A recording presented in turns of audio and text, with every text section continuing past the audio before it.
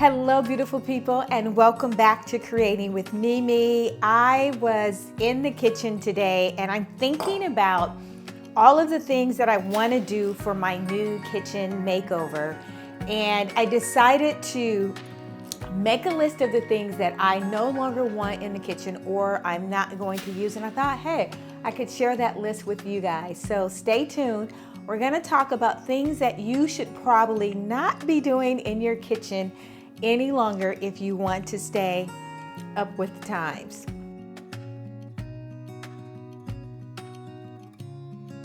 Number one, decorating with glassware.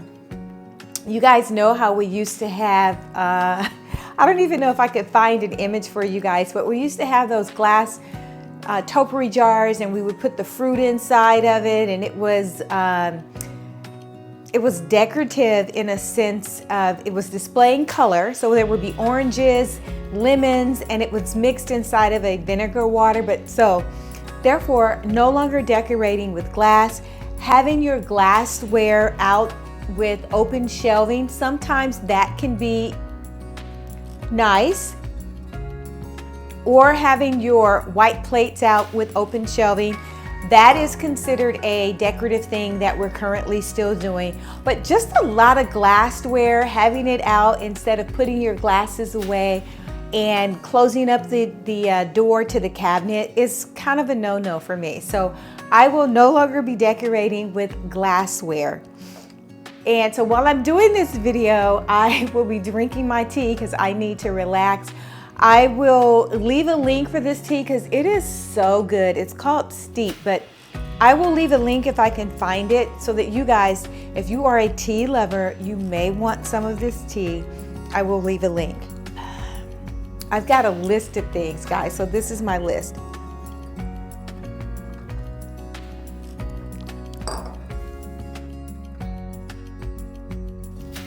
Next up, decorating with plastic bins.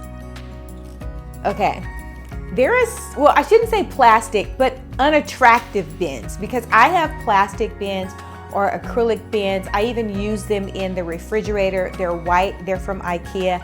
I label them so that I know, whether it's a bread or cheese or a lunch meat. I don't have to just look through and scrounge through. I know that it's labeled. When I'm refreshing with the groceries, I put that exact thing in that bin. But also there are decorative bins that are made just for, hold on, I'll show you guys an example. This type of decorative bin, it's perfect to store things. This is a great size. It's about 9 by 13 or 14. And I literally place almost anything in the bin. This one came from the downstairs office. I will place files inside of it, but you can put chips inside of this, cookies, and then slide that inside of your pantry. Perfect example, I'll show you guys. In my pantry, I have an even larger decorated bin, and I have little snacks that I place inside of here.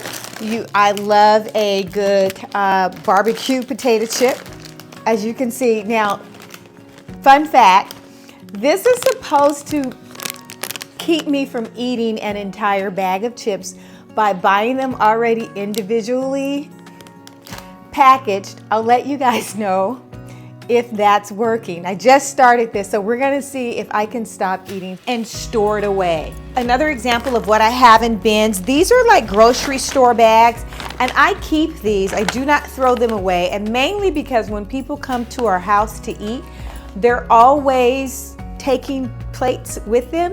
So it's easier to place it inside of this bag in a container and then place a container in the bag.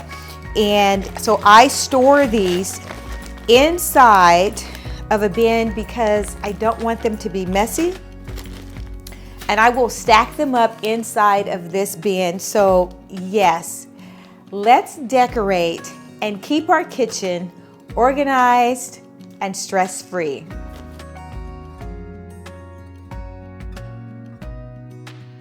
Next up, and don't kill me because I know a lot of people continue to do this, but I no longer decorate with hanging pot racks. or a pot rack or utensils hanging around on the back of the backsplash. I don't care for that look because it's not a commercial kitchen where you really need easy access. I like to actually store cooking utensils. I don't even have any out right now. Normally with my cooking utensils, if I do leave them out, I will place them inside of a container or a vase, something similar to this. And that way it's easy access. Look how this looks. It's just neat and it's gorgeous, and it really does have a beautiful aesthetic value to the kitchen instead of hanging them on the backsplash exposed. Well, these are gorgeous, so they would look good anywhere. But currently I have them in a drawer. I'm not even displaying them out. They're next to the stove. I just grab them as I need them.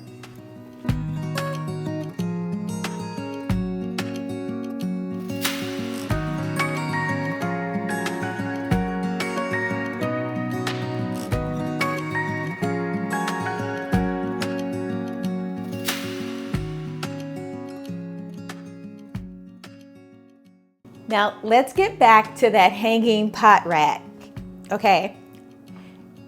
It really does change the dimension of your kitchen. And usually you see them, most of us do not have 400 square foot kitchen areas to work with. And when you hang a pot rack in the center of your island, if you're so blessed enough to have an island, it just changes the aesthetic of the kitchen. It's like, bam, stop, right there in your face. And you're utilizing pots that are old. They start off with a beautiful brass or a stainless steel, and then they end up looking grungy and old, and that just looks cluttered. Keep in mind, a decluttered space keeps our brain and our mind open. Next up is overcrowding your countertops, your island, just having stuff everywhere. Now, I'm not a baker, so I don't have a mixer out on the island, but even when I'm designing for my clients, I actually will place a mixer inside of a cabinet and utilize a bracket to raise it up when in use.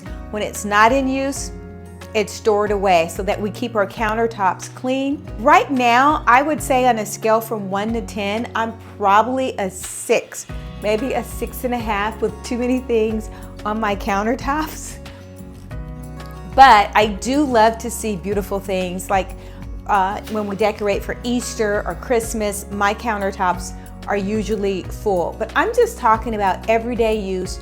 Year-round, I do not like to decorate or keep the countertops cluttered with things. I love to see pretty things, so I may have something like a simple book or a couple of cups, green plant, some type of greenery, and any essential thing that I need. For instance, my toaster. I use the toaster a lot, so I don't necessarily, and since this is an older kitchen, I don't have a valet where I can place the toaster inside of.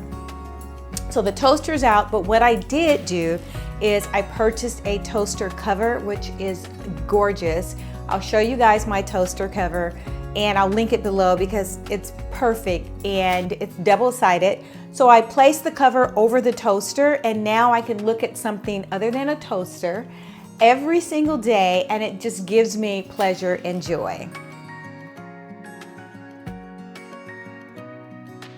This next one is huge. Lighting, kitchen lighting. If we make poor lighting choices in our kitchen because we spend a good amount of time in our kitchen preparing, cleaning up, entertaining, the lighting is super, super important. And as we get older, our eyes are requiring to have more light. My eyes are requiring that I have more light. I don't know if that's because I'm working with the computer a lot. So lighting choices is significant. Choose good lighting.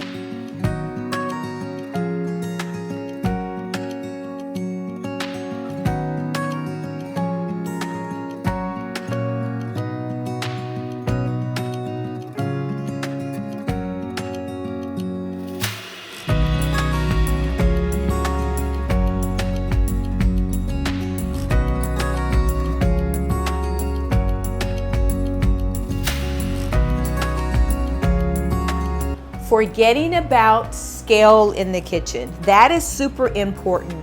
Scale, storage, making sure you're planning to have enough storage that you will be needing. For this next kitchen, I probably would go with more drawers than I will cabinet space. And that is because I'm finding over time, I love to open up and pull out a drawer. Now, when I am designing for clients, I usually design deep and large drawers for clients with extra heavy bracketing so that there's no problem.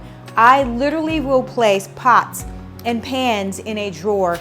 And when you're custom building and everything is solid wood, this is divine. If you're not planning on remodeling your kitchen, your cabinets can be modified so that you can place pullouts. It is not expensive to do. It may cost you $20, $25 depending on the area that you live in per box for a pullout. And all it is it's a solid wood box. You open up your cabinet. I will insert a video if I get a chance to film the video of modifying your kitchen cabinets. My kitchen is 24 years old, I believe it is. So I didn't get, even though I have great wood on my cabinets or solid wood, I didn't get the option of having pullouts or drawers that pull out. One other thing that I'm not doing in my kitchen for the next kitchen, I will not have a microwave in a cabinet above my head. The next microwave will be a drawer microwave. I have placed the drawer microwave in so many clients' homes, and that's all they talk about in their kitchen is that drawer microwave. You press a button, the microwave opens up. But even more important for function, you can be in a wheelchair if you have a drawer microwave and access your microwave, because usually it's in an island area. The other thing that I no longer do is lack personality in my kitchen just because it's a functional working kitchen. I've removed cabinets and I have wall art in my kitchen because I want to see that beauty. I love to see that contrast and make a functioning kitchen beautiful, aesthetically appealing. The other thing that you can do is you can add floral. This floral is so simple and easy. There's a video on how I made this. It is super, super easy. It adds personality. My personality. Right now, I am so into the pink. This is a blush pink with the green. I have everything pretty much when I'm working in my kitchen. I put things on a swivel so it's functional for me. Even if this housed my utensils, I still would want it on a swivel so that I have easy access and I don't need to walk around just to be able to utilize and use something. Personality. Do not lack your own personality in your kitchen. For this next kitchen, I will not overlook the backsplash. I will spend more time with my backsplash for this next kitchen than I probably will anything else because it is a main component of what you see in the kitchen. Right now, I have a backsplash. I actually have two backsplashes because I kind of like, put a Band-Aid on some things, i.e. the countertop that you see here used to be all one color, which was that ocean green color, and it was too dark for me. So I decided to, instead of getting completely new countertops in the kitchen, I only changed the island. And that brought in a new aesthetic and a new decor aspect that is just priceless. It's worth the money to just change out your island if your other countertops or your outer countertops are in good condition. My backsplash, because of the way my kitchen is orientated, it's one of the first things that you see when you walk into the space. And I didn't realize that when I chose the original backsplash. I'll place a picture here or here so that you guys can see the original kitchen. I just wanted everything to kind of like blend and to wash out and go away. But over time, it was so boring that I had to change it. Matter of fact, the backsplash was the first thing I believe I changed in this kitchen. So next time, I will not overlook. I will spend a lot more time choosing what new backsplash material to have.